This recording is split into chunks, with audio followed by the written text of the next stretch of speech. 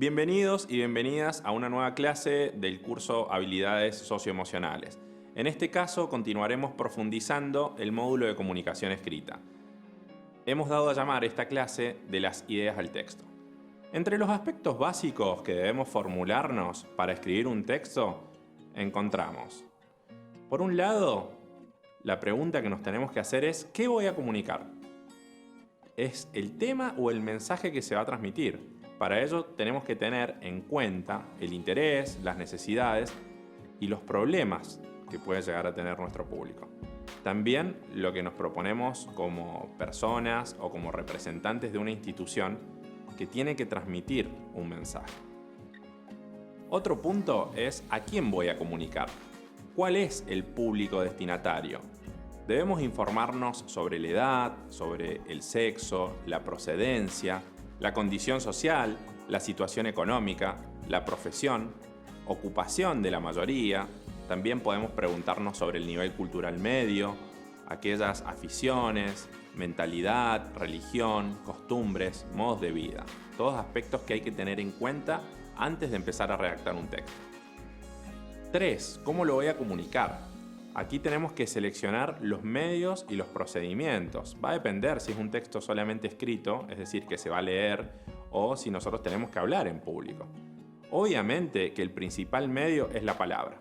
En ocasiones de oralidad también se puede pensar en apoyos visuales y en otros procedimientos que ayuden a una mejor comunicación.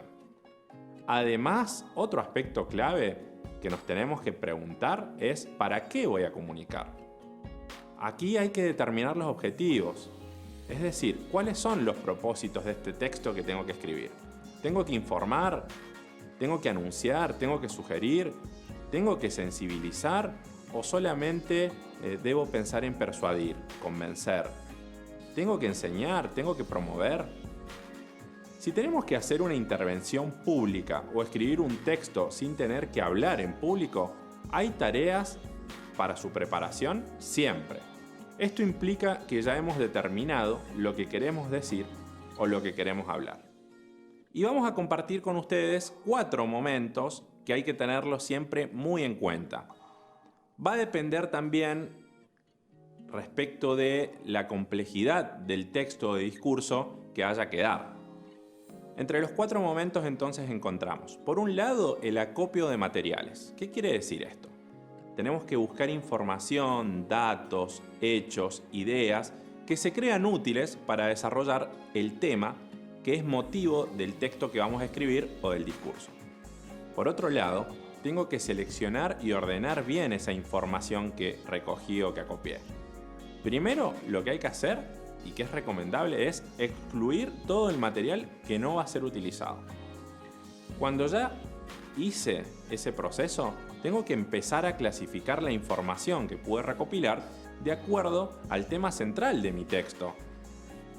Y por otro lado, es clave que consideremos el tiempo que tenemos disponible. El tiempo es un aspecto que no podemos dejar de tener en cuenta. Si nuestra exposición dura 15 minutos, no nos podemos pasar de esos 15 minutos, porque es un mensaje que termina cayendo mal en el público, ¿no? y las personas dejan de prestarnos atención. También nunca perdamos de vista qué tipo de auditorio es y principalmente el objetivo del discurso. No tenemos que olvidar la maduración y la reflexión que implica hablar sobre un tema. Aquí se trata de adquirir un saber asimilado del tema para que nos podamos apropiar de este y hablar con propiedad. Y también hay que tener en cuenta la organización del discurso. Es el momento de elaborar el texto. Podemos hacer un guión, un esquema, un boceto, siempre ayuda, ya sea con una computadora, con un lápiz y un papel. Nos tenemos que preguntar cómo vamos a presentar esas ideas. Entonces siempre un esquemita, un guión ayuda muchísimo. Ahora bien, el texto o discurso que debemos escribir, cualquiera sea su contenido, debe tener en cuenta un patrón básico que cuenta de 3 pasos o fases distintas que todos hemos estudiado en algún momento. Por un lado, tenemos la introducción, que algunos autores acuerdan pensarla como un aperitivo, haciendo una analogía con lo que podría llegar a ser un almuerzo, ¿no? El aperitivo. Anunciar aquello que se va a decir en la introducción. Luego viene el cuerpo, que sería el plato fuerte. Aquí vamos a decir lo que tenemos pensado, planificado para compartir.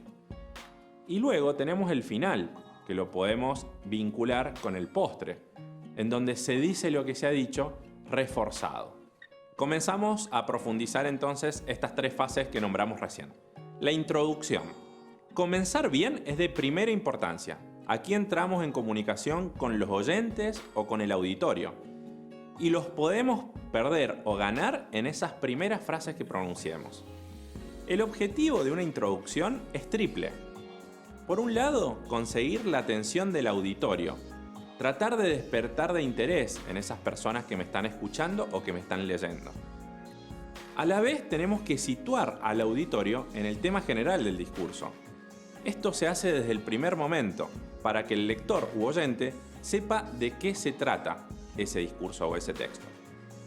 Y a la vez también tenemos que pensar en tratar de situarlo emocionalmente, que entre en clima, pensar alguna estrategia para vincularlo desde el estado patémico, desde lo emocional. A modo de ejemplo, podemos pensar en una frase interesante, en una cita famosa, en un relato que llame la atención, aparentemente casual, contar una historia vivida o despertar la curiosidad planteando una pregunta. En el caso de la oralidad también puedo apelar a un gran silencio. Todas estas formas siempre tienen que estar vinculadas con el tema. Si pensamos desde lo verbal a la introducción, lo que tenemos que tener en cuenta es lo siguiente: enunciar de forma clara y sencilla el tema y el objetivo. Esto para facilitar la recepción. Adecuar siempre esta introducción y el tema según el lector y el auditorio. Relacionar el tema que se va a desarrollar con intereses vitales para el auditorio. También excluir todo lo que no se refiere al tema. En el caso de que haya que exponer un discurso que no sea solamente por escrito, tenemos que tratar de evitar en la introducción las excusas o las humildades ficticias, ¿no? Esta idea de voy a decir lo que puedo sobre este tema, no tuve mucho tiempo para prepararlo. Todo eso hay que dejarlo de lado porque no suma, y pensemos que es la primera instancia de presentación en donde estoy construyendo una imagen, y si ya apelo a ese tipo de excusas, no voy a generar un buen impacto en el público. Para que tengamos en cuenta en relación a la totalidad que debe ocupar el espacio de una introducción en un texto, debería ser entre un 5 y un 10%, incluso desde la oralidad o desde lo escrito. Recuperando también algunos aspectos del curso de comunicación no verbal compartido por la profesora Pamela, cuando un discurso texto escrito haya que presentarlo en público, podemos y debemos adoptar una actitud cordial, abierta y amistosa. La sonrisa, si es auténtica, siempre ayuda, capta la benevolencia. El aire de experto, aquella postura arrogante, despectiva, del sábelo todo, siempre produce rechazo. Eso hay que tenerlo muy en cuenta. También se recomienda un tono pausado, seguridad, porque de alguna manera lo que estoy haciendo es construir una imagen mía de ustedes al interior de ese texto que estoy desarrollando. Ahora pasamos a una segunda fase. Es el cuerpo o el desarrollo del texto. Y lo entendemos como el núcleo central de esa textualidad. En él se va desarrollando el tema, por ejemplo, dando argumentos, se demuestra, se refutan ideas, se adopta una posición, se persuade o convence, entre otras. No debemos olvidar nunca el auditorio, lo mismo que resaltamos recién para la introducción. Si perdemos de vista qué tipo de auditorio tenemos, es muy probable que ese texto sea no efectivo. Bien, algunos ejes transversales en la estructuración y en la coherencia que aportan a estos dos grandes tópicos, estructuración y coherencia, son, por un lado, la unidad. ¿Qué quiere decir la unidad? Todo lo que se diga debe estar relacionado con el tema del discurso.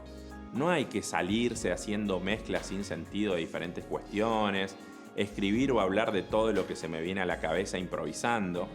No tenemos que entrar en detalles superficiales, en digresiones, y repeticiones innecesarias que lo que hacen es atentar contra esa unidad del texto y que, como ya hemos visto, es tan difícil lograr una comunicación que produzca el efecto que yo quiero como escritor. Por otro lado, un texto, y fundamentalmente en el desarrollo, tiene que implicar el orden. Debe existir un hilo conductor que permita ir desarrollando las ideas con un cierto orden lógico. Si se escribe un texto de manera desordenada, las ideas que expresa nunca van a poder ser comprensibles o convincentes. Hay que tener en cuenta también la progresión. El tema debe desarrollarse poco a poco, no estamos apurados, en forma creciente. En torno a las ideas principales se van desarrollando siempre las ideas secundarias. No tiene que ser una acumulación temática que termine en una gran bola de nieve que nadie la entienda. Y por otro lado, otro de los aspectos a tener en cuenta, que están intrínsecamente relacionados con los anteriores, simplemente los estamos presentando por separado para que se entienda, es la transición. Las transiciones de una temática a otra, de un tema principal al otro, debe ser siempre claro y diferenciado, porque si no se convierte en un amontonamiento de ideas que hace que sea imposible la comprensión. Hay que separar claramente las diferentes cuestiones en las que se divide un tema, de modo que quien lee puede entender la estructuración básica del mensaje. Se habrán dado cuenta que es súper importante pensar en el destinatario. Quien lee, yo tengo que repasar ese texto que estoy escribiendo y ponerme en el lugar de ese otro u otra para que yo pueda pensar si se está entendiendo o no ese mensaje. Por otra parte, en el desarrollo entran en relación dos etapas. La etapa narrativa, en donde el emisor redacta hechos vinculados al tema de modo descriptivo. La podemos pensar como una especie de reacción más objetiva. Aquí incluso podemos pensar en la famosa 5W, cuando nos cuentan qué, dónde, cómo, quiénes, por qué, ¿sí? Y por otro lado, en todo desarrollo textual, ingresa otra etapa que es fundamental, que es la argumentativa, en donde quien redacta el texto o quien lo habla, quien lo expone, se posiciona respecto a un tema. Aquí ingresa la subjetividad. En la anterior etapa, decíamos, siempre hay que pensar las que están vinculadas, ¿no? Pero hay una etapa más descriptiva y otra etapa más argumentativa. En relación a esta última, a la argumentativa, siempre contamos con recursos para poder argumentar. Pensemos en nuestra vida diaria, cómo queremos convencer o argumentar respecto a un tema cuando debatimos o cuando no estamos de acuerdo con otra persona respecto de determinados ejes temáticos. Entre ellos, ¿qué encontramos? La comparación, que consiste en establecer una relación de semejanza o diferencia entre dos elementos. Podemos acudir también al ejemplo, en donde se trata de introducir en el texto una situación que ilustre la opinión o el punto de vista presentado. También la generalización. Aquí se parte de una situación en particular relacionada con el tema desarrollado y se lo lleva a un plano más general. También la explicación. Esta sirve para desarrollar un concepto para que el receptor entienda su importancia. Se clarifica algo que se puede haber presentado como confuso o algo nuevo. También el establecimiento de causas y efectos, que consiste en relacionar dos acontecimientos presentando uno como consecuencia o resultado del otro. Además, tenemos que tener en cuenta la contraargumentación. Se trata de presentar un razonamiento o argumento contrario para discutir o polemizar. Finalmente, llegamos a las conclusiones. Aquello que todos y todas conocemos como el final del texto. Y en este momento podemos llegar agotados. Sin embargo, lo que no tenemos que perder nunca de vista es que este es el punto más estratégico del discurso. ¿En qué sentido? Porque lo que se dice, lo que se escribe al final de un texto, queda sonando en el oído del receptor si es que hemos logrado captarlo. Aquel oyente, aquel lector, probablemente lo que más recuerde sea la conclusión, para bien o para mal. Para tener en cuenta, entonces, en relación al final, tenemos que resumir lo central del texto, poner de relieve lo más importante. Además, ser breves, enérgicos y concisos. Aquí podemos jugar también con poner en escena la emotividad del sujeto y apelar a los sentimientos si es necesario, fundamentalmente en una en una oralidad, en una expresión, en un auditorio, en donde yo tengo que estar con mi cuerpo allí también presente. Pero en un texto escrito también lo puedo llegar a lograr a partir de los signos de interrogación, de exclamación, a los que yo pueda apelar, ¿no? Por otro lado, en una conclusión, también tenemos que interpelar o hacer un llamado o exhortación a una acción o posicionarse a favor de una causa. Puede ser una posible opción. Se puede terminar con una cita relevante que resuma todo lo que venimos expresando o invite a la reflexión y a la acción. Se recomienda siempre la planificación del final. No podemos dejar el final de manera improvisada ni pensarlo en el mismo momento. No, el final es estratégico, es lo más recordado. Entonces tengo que hacer un gran trabajo, por más de que ya esté cansado en el momento de redactar las conclusiones, de abstracción y de pensar qué es lo más importante de ese desarrollo que quiero sí o sí recordar en el final para que los oyentes o quien esté leyendo mi texto se lo lleve, ¿no? En resumen, la forma de terminar depende de la índole del texto. Si es un texto informativo, es probable que no necesitemos poner mucha emoción. Mientras si buscamos persuadir y convencer, sí. El final es clave y es estratégico. Si es bueno, puede corregir desaciertos de todo el cuerpo de mi discurso. Si es malo y el cuerpo es bueno, puede causar una pésima impresión y arruinar el esfuerzo realizado. Hasta aquí una nueva clase sobre comunicación escrita. Esperamos que les haya gustado y nos vemos en la próxima clase. El desafío de esta segunda clase vinculada a potenciar la comunicación escrita será la redacción de un texto que deban exponer en la institución laboral a la que cada uno de ustedes pertenece ante sus compañeros de trabajo. Deberán tener en cuenta cada uno de los aportes aquí realizados. Los esperamos en el portal de Classroom, donde encontrarán todos los detalles.